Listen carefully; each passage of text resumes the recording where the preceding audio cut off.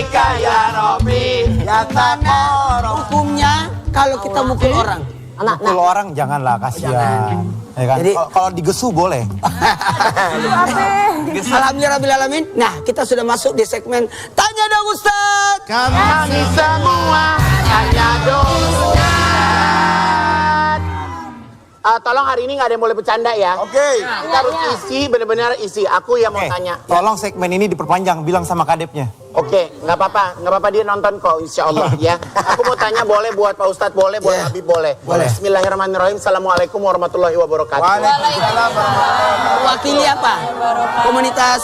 Komunitas bapak-bapak kurang gagah. Habib, Pak Ustadz, saya mau tanya ya, saya mau tanya banget. Saya alhamdulillah tahun lalu saya punya utang puasa. Tahun lalu ada utang puasa. Nah rencananya nih tahun ini saya mau utang lagi. Nah kira-kira Habib, Pak Ustadz, malaikat masih ngasih nggak tuh kalau saya utang lagi? Parah Pak Ustadz nih, parah nih. Kelihatan gue bercanda ngomongnya. Bercanda. Bilang ada jangan bercanda, lu bercanda ya. Jangan yang gitu. Gue kelihatan bercanda nggak nanyanya? Bercanda. Jadi gini, berbicara tentang utang puasa ataupun mengqadha puasa, itu memang ada rukhsah keringanan bagi orang yang satu mungkin karena sakit atau musafir karena tidak sanggup atau pekerjaannya yang tidak memungkinkan dia berpuasa, maka boleh mengqadha di hari berikutnya di luar bulan Ramadan sejumlah yang dia qadakan, artinya yang dia batalkan. Itu rukhsah keringanan. Tapi untuk perjanjian, waduh, aku mau utang puasa, sebaiknya kita berniat untuk mempuasakan, karena ibadah itu adalah sudah dirancang oleh Allah bahwa manusia sanggup menjalaninya. Kalau masih punya hutang tahun lalu dan belum kebayar, sampai sekarang belum kebayar, maka niscaya nanti di tahun yang akan datang itu kena dam. Jadi dia wajib untuk membayar dam menurut mazhab Imam Syafi'i. Dan tentunya pertanyaan tadi adalah pertanyaan yang nggak harusnya dijawab sebetulnya. Iyalah, nggak usah Karena apa? dijawab. Ya udah nggak usah jawab, ngapain jawab? Karena apa? Karena malaikat itu nggak punya nafsu. Dan juga malaikat itu adalah street, nggak bisa disogok juga. Iya, jangan suka gitu dong, pertanyaannya aneh deh. Parah, udah jangan bercanda. Yang lain aja deh, tarik aja Ustaz. Pak Ustadz mau nanya Pak Ustadz. Tapi menjual torik deh kayaknya pertanyaannya. Banyak jualan. Pak Ustadz, gimana sih caranya memuliakan istri yang sedang hamil? Ini baru pertanyaan Apalagi di bulan Ramadan. Ya gue mau muliain siapa yang hamil. Gue kalau punya istri itu yang gue tanya. Gue kalau punya istri juga itu yang gue tanya. Jadi Tanya. Pak Ustadz, izin, pertanyaan selipan. Kalau misalnya lagi hamil, boleh nggak sih kayak membatalkan puasa? iya bagus. Jadi gini, sebenarnya wanita yang hamil itu pada dasarnya suci dan bisa berpuasa, kecuali kalau dia melihat kondisinya lagi sakit. Kalau sakit, maka boleh membatalkan puasa karena dalam posisi sakit. Tapi kalau dia sanggup, nah ini ada ketentuan bagi ibu hamil ya. Satu, dia suci, jadi sanggup berpuasa. Yang kedua, dia sakit karena kondisi tubuhnya karena tidak sanggup untuk berpuasa, maka dimasukkan dalam kategori sakit dan dia boleh batal puasa, nanti bayar puasa. Yang ketiga, dia hamil, dia kuat puasa, tapi yang pada dasarnya janin yang tidak kuat, dikhawatirkan anaknya pertumbuhannya nggak bagus, maka boleh membatalkan puasa. Tapi ingat, bayarnya dua, puasa sama fidyah. Betul. Jadi kalau karena dirinya, dia hanya membayar qadha. Tapi kalau karena bayinya, ini kalimatnya karena bayinya khusus, bukan karena dirinya, maka dia qadha dan bayar fidyah. Dan tentunya pertanyaan tadi yang pertama, Masya Allah, laki-laki harus peka. Ya, ketika seorang istri mengeluh, dia capek atau dia merasa sedih, jadilah hero terhadap suami, terhadap istrinya. Dekatin, sayangin, peluk, belai, cintain, kasih hadiah. Itu merupakan apa? Sunnahnya Rasulullah. Khiyarikum linisaihim. Berbuat baiklah kamu terhadap istrimu, maka niscaya Allah dan Rasulnya ridho dan rezekinya tambah banyak. Masya Allah. Tabarakallah, ini baru Istri berbobot. sah ya kan? Iya. Istri sapi. Maksudnya apa? Sah yang benar. Ada nggak? Nah, Jangan istri orang loh. mana ada. Istri orang aja saya suka doain, apalagi istri sendiri Pak Ustadz. Istri orang saya doain semoga dia sama suaminya semakin baik, kan begitu doanya Pak Ustadz. Betul. Habib, aku mau tanya sama Habib boleh? Boleh dong. Ini pertanyaannya si Igun nih. Iya makanya Aneh kalau buat Anwar langsung jawab cepet. Ya War, cepat War. Mumpung ada waktu, War. Takutnya besok Tapi nggak aku ada. mau nanya. Kan, apa masih ada waktu? Takutnya besok nggak ada. Iya. Nggak syuting, takutnya sakit kan kita nggak. Oh ini. Jim. Ini Beb aku mau nanya kan. Biar kan kata orang kan ini bener apa kagak. Katanya kalau meninggal di hari baik itu kan katanya meninggalnya di hari Jumat. Ya. Nah kalau misalnya meninggalnya di hari lain. Selasa kayaknya, War. Iya coy. Tapi kita ngakunya di hari Jumat. Itu kira-kira malaikat bakal kegocek kagak ya? Ya Allah. Ada bapaknya Anwar dimanapun berada. Ingat anaknya ngeledekin Ustadz lagi. Iya bener, iya, dibecandain. Yang kedua, ngeledek tapi. Mohon maaf, bapaknya Anwar. Ini 2 hari lagi hari Jumat. Anwar udah siap? Pak Ustadz. Khairu yaumin tala'at alaihi syamsu yaumal Jumat. Sebaik-baiknya hari adalah hari Jumat, matahari terbit di sebelah timur. Dan alhamdulillah Allah panjangkan umur kita, sehatkan badan kita, dan Allah berikan keberkahan. Karena hari Jumat adalah hari yang terbaik, dan beruntung mereka yang meninggal di malam Jumat ataupun di hari Jumat. Dan niscaya kita harus apa? Harus bermunajat kepada Allah, mendekatkan diri kepada Allah sehingga Allah memberikan keridhaan kepada kita. Ya, hari Jumat itu memiliki 5 keutamaan. Nabi Adam diciptakan di hari Jumat, diturunkan di hari Jumat, diwafatkan di hari Jumat, dan di hari Jumat ada doa yang diijabah, dan hari Jumat hari kiamat pun datang. Betul, dan Jumat ada juga namanya sodako. Jumat. Bukan sekolah, bukan Jumat, setiap hari sodako. Dan berbuat baik setiap hari, di hari apapun, Senin, Selasa, Rabu, Kamis, Jumat, harus berbuat baik. Dan juga kita harus membantu, menolong, ya kan, apalagi sama janda. Janda juga boleh dibantu sama Habib. Janda? Mau dibantu gak? Wah. Janda semakin di depan. Ini ada sebelah saya janda nih Ustaz. Dibantu tuh sama Habib. Enggak, bukan dicariin jodohnya. Oh boleh Kalau istri kalau saya di itu. depan sini nggak mungkin lah. Ya lempeng makanya ngomongnya Pak Ustadz. Tapi kata Habib tadi ada istri saya, berarti kalau nggak ada istri mungkin juga ya. Habib. Assalamualaikum Bu Haja. Lanjut. Assalamualaikum. Waalaikumsalam. Ada. Iya, Syafi mau bertanya, Pak Ustadz. Sekarang kan Syafi sudah berhijrah, terus sudah menutup aurat. Nah, kewajiban sebagai umat Muslim nih gimana ya, Pak Ustadz? Cara kita menyikapi masa lalu yang mungkin sekarang masih banyak tuh kan foto-foto yang masih tersisa di sosial media, terus di dunia digital manapun yang Syafi belum berhijab gitu. Apakah berdosanya terus menerus?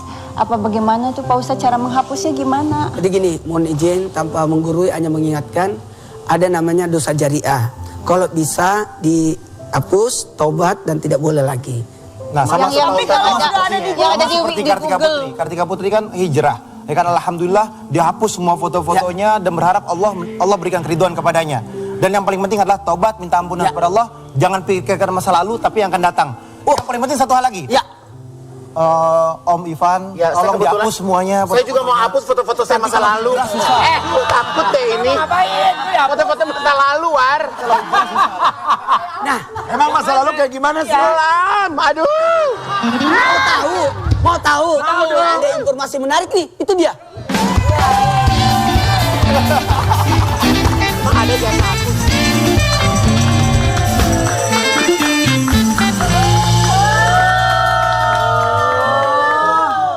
Kurang apa lagi ya?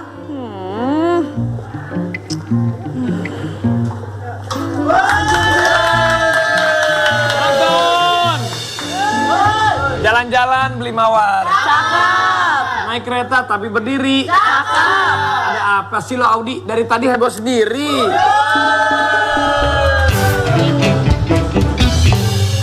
Nah gini nih besok tuh ada arisan di rumah aku. Tapi sampai sekarang aku juga bingung nih menu berbukanya apa ya. Tenang aja, sini. Ngapain bingung-bingung? Bikin aja bakwan dengan resep andalan. Pakai sasa tepung bumbu bakwan. Ini tuh resep andalan. Tuh, ini terbuat dari bahan-bahan berkualitas. Hanya dengan satu bahan bisa bikin gorengan bakwannya jadi crispy, gurih, berbumbu, dan kaya rempah. Ya ampun, kenapa sih aku lupa ya? Teman-teman aku kan semuanya gorengan lovers ya kan. Jadi pasti mereka suka banget kalau misalnya aku bikin bakwan pas berbuka, apalagi bikinnya pakai salsa tepung bumbu bakwan.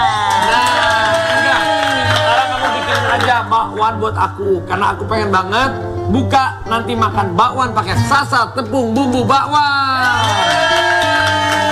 Tenang aja ya aku buatin spesial buat Arafi. Ini aku mau buatin buat berbuka. Ini pakai tepung bumbu sasa yang bakwan ya. Aku buatin ya. Ini yang pertama. Caranya aku udah siapin sayuran, tangan aku udah cuci tangan tadi. Ini aku ambilin. Jadi gampang banget. Irisan sayuran tinggal ditaruh aja di tepung bumbu serbaguna yang buat bakwan ini. Letakin.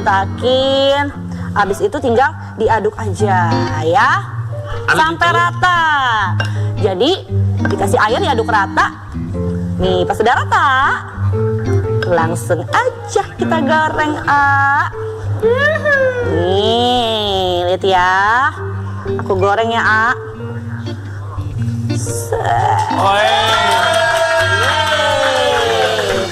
Nih, nah ini dia hasilnya goreng. Gorengan bakwan kamu jadi crispy dan juga lezat. Pokoknya cocok nih jadi menu sahur dan juga berbuka. Yang praktis. Karena gampang dibuatnya. Sasa tepung bumbu bakwan emang andalan banget. Sobat Berkah. Jangan lupa harus stok Sasa tepung bumbu dengan varian lainnya. Ada tepung bumbu serbaguna hot and spicy. Ada tepung pisang goreng rasa vanila. Dan juga buat kalian yang mau bikin aneka gorengan, langsung aja pakai tepung bumbu serbaguna. Ini dijamin deh gorengan kalian crispy kayak yang udah aku bikin. Tuh nih, lihat ya. Tuh.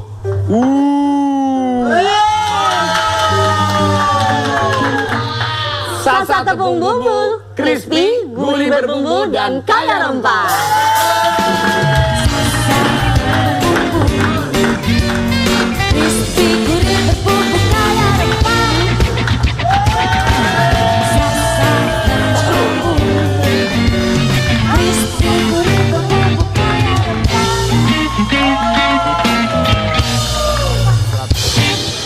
Ada yauma yumpawna fi sururi fata'tuna aja. Ketika manusia dibangkitkan dari kuburnya, manusia dibangkitkan dengan bermacam-macam bentuk.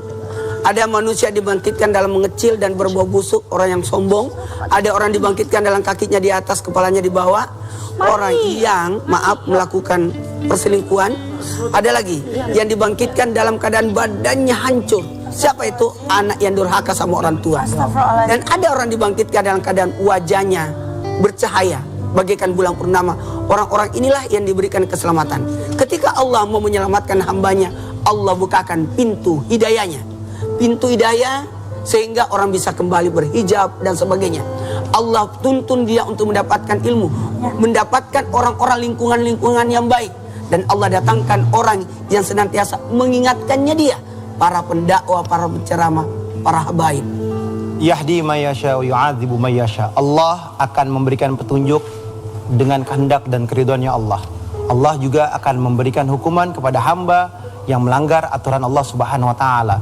Udah punya wajah cantik, udah punya wajah yang Masya Allah. Jangan kalian FOMO mengikuti daripada kebiasaan-kebiasaan orang-orang jahiliyah. Kalian operasi plastik lah, kalian melakukan perbuatan yang hina lah, kalian melakukan perbuatan yang Allah tidak ridhoi, sehingga tidak ada keberkahan di dalamnya, tidak ada kebaikan di dalamnya. Oleh karena itu, bertaubat, meminta ampunan kepada Allah, mendekatkan diri kepada Allah, berwudu, man tawadu ala tuhrin kutibat lahu hasratan hasanah. Man tawadu ala tuhrin, siapa orang yang berwudu atas wudunya, Allah kasih dia 10 kebajikan dan Allah tambahkan lagi. Dan siapa orang yang meninggal dalam keadaan wudunya, maka fadakal mautu fitilkal lailati fahuwa inallahi syahidan. Dia meninggal dalam keadaan syahid. Oleh karena itu, bertakwa kepada Allah, dekatkan diri kepada Allah, jaga wudu sehingga engkau mendapatkan berkah dan ridhonya Allah, wajahmu berseri, maka tubuhmu niscaya diridhoi oleh Allah Subhanahu wa taala dan terjaga daripada maksiat. Oleh karena itu, Ramadan ini Ramadan yang penuh dengan keberkahan. Jagalah Ramadan sehingga engkau bisa menjaganya dengan yang terbaik, lidahmu, ucapanmu, tanganmu, pikiranmu, sehingga Allah kasih puasa kamu dengan puasa yang sempurna. Masya Allah, tabarakallah. Maka ikutlah bergabung dalam majelis. Carilah guru, carilah orang-orang yang bisa membimbing kita. Karena ketika orang bermajelis mendapatkan 5 keutamaan. Yang pertama, keutamaannya jalan menuju surga. Kemudian yang kedua, Allah memberikan ketenangan. Kemudian yang ketiga, membuat jihad untuk agamanya. Kemudian yang keempat, orang yang bermajelis itu mendapatkan pahala sholat. Ketika dia melangkah menuju majelis, sampai duduk di majelis, lebih mulia daripada salat sunat 1000 rakaat. Kemudian yang kelima, yakinlah istiqomah dalam ibadahnya. Kenapa? Karena ada guru yang senantiasa membimbingnya. Ayo yang ijrah, jangan ijrah sendiri, tapi cari lingkungan yang baik untuk membawanya, untuk mengingatkannya, untuk menyadarkannya, sehingga kita mendapatkan kemuliaan dari hijrah itu sendiri, sehingga bisa dituntun mendapatkan kemuliaan. Karena ingat, teman yang baik membawa pengaruh yang baik. Amin ya Rabbal. Ayo kita persiapan untuk jelang buka puasa. Semoga jauh dari